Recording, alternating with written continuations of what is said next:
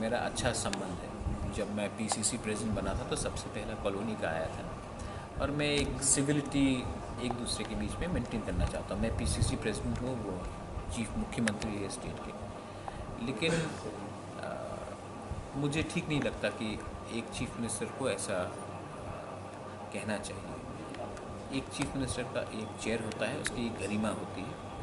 उस चेयर से अपने लोगों को धमकी देना, डराना गलत बात है, क्योंकि जैसे कि मेरा पोस्ट परमानेंट नहीं है, उनका चीफ मिनिस्टर का पोस्ट भी परमानेंट नहीं है, और ये अगर ऐसा कहेंगे तो पब्लिक बाद में माफ़ नहीं करेगी जो भी ऐसा स्टेटमेंट देता। तो मैं सिर्फ यही कहना चाहता हूँ कि शायद विप्लव, जहाँ तक मैं विप्लव बाबू को जानता हूँ, वो इतने पर्सनल अटैक्स नहीं करते।